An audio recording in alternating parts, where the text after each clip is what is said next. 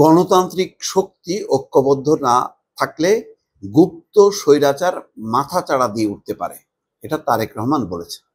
তারেক রহমান আজকে হয়তো কুমিল্লার যেই সম্মেলন বিএনপির, সেই সম্মেলনে বলেছেন। এটা স্ক্রল আকারে যাচ্ছে চ্যানেল 24-এ। আমি সেখান থেকে কোট করে বললাম যে গণতান্ত্রিক শক্তি ঐক্যবদ্ধ না থাকলে গুপ্ত স্বৈরাচার মাথা চাড়া দিয়ে উঠতে পারে।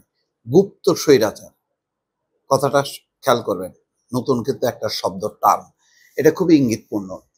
এমনিতে দেখেন বাংলাদেশের এখন গণতান্ত্রিক শাসন ব্যবস্থা কিন্তু যথেষ্ট ঝুঁকির মধ্যে আছে। নির্বাচনটাই বড় কথা না, নির্বাচনটা যদি গণতান্ত্রিক না হয়, গণতান্ত্রিক শক্তির যদি অংশগ্রহণ না থাকে এবং গণতান্ত্রিক শক্তি যদি মাথাচাড়া না দেয়, মানে অর্থাৎ গণতান্ত্রিক শক্তিরই মাথাচাড়া দেওয়ার দরকার। একটা সর্বনাশ করে গেছে আওয়ামী লীগ, সেটা হলো তারা নিজেরা একটা গণতান্ত্রিক চেহারা থেকে স্বৈরতান্ত্রিক চেহারায় রূপ দিয়েছে। নিজেদেরকে গণতান্ত্রিক থেকে অগণতান্ত্রিক স্বৈরতান্ত্রিক একটি ব্যবস্থায় তারা চলে গেছে, নিজেরাও সেই শক্তি হিসেবে আবির্ভূত হয়েছে। ফলে গণতন্ত্র একেবারেই শেষ। তারা শুধু শেষ হয়নি, গণতান্ত্রিক অন্যান্য শক্তিগুলোকে শেষ করছে, গণতান্ত্রিক প্রতিষ্ঠান শেষ করছে। গণতান্ত্রিক দল হিসেবে বিএনপিকে প্রচণ্ডভাবে দুর্বল করে ফেলেছে, ক্ষতিগ্রস্ত করেছে। সেই জায়গার থেকে উঠে আসতে তার সময় লাগছে। কিন্তু মানে ওই যে গুপ্ত স্বৈরাচার, তারা তো আসলে মানে এক্সিস্ট করছে, তারা তো লুকায় ছিল, তারা এখন মাথা চাড়া দিচ্ছে। এখন কারা তারা?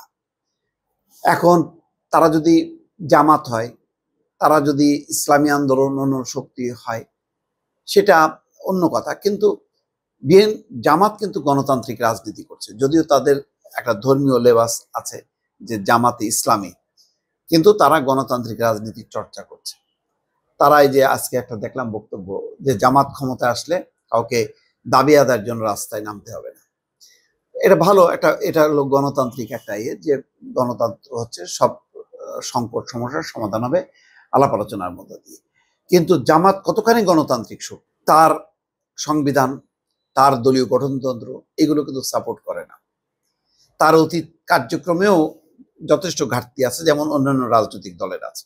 ফলে জামাতের পক্ষে গণতান্ত্রিক শক্তি হিসেবে আত্মপ্রকাশ করা সম্ভব। কিন্তু যদি এমন হয় যে সারা দেশে বিভিন্ন ধরনের মব চলছে, বিভিন্ন ধরনের ওই মাজার, দরগা শরীফ মানে হামলা হচ্ছে, মন্দির হামলা হচ্ছে, সেখানে যদি জামাত বিএনপি মিলে যদি প্রোটেকশনটা না দেয়, জামাত যদি সেখানে নিশ্চুপ থাকে, কোনো কোনো ক্ষেত্রে যদি জামাতের সংশ্লিষ্টতা পাওয়া যায়, যেমন এই নুরাল পাগলার যে লাশ তুলে মানে পোড়ানোর ঘটনা, এই ধরনের ঘটনা যদি প্রোটেকশন হিসেবে জামাত সামনে না গায়, তাহলে বোঝা যাবে যে তারা ভেতরে ভেতরে এই শক্তিকে তারা লালন পালন করছে বা উৎসাহ দিচ্ছে। বিভিন্ন তৌহিদি জনতার নামে যে মবগুলো চলছে, সেখানে কি জামাত আছে কি নেই? জামাত যদি না থাকে ভালো, আর যদি থাকে তাহলে বোঝা যাবে যে তারা বিভিন্ন ব্যানারে কিন্তু ভেতরে ভেতরে সেই কাজগুলো করছে। সম্ভবত সেই সংকটাই প্রকাশ করছেন তারেক রহমান। ফলে বিএনপি নিজের জন্য চ্যালেঞ্জ, বিএনপি নিজেও গণতান্ত্রিক শক্তি হিসাবে আত্মপ্রকাশ করাটা তার নিজের জন্য একটা পরীক্ষা।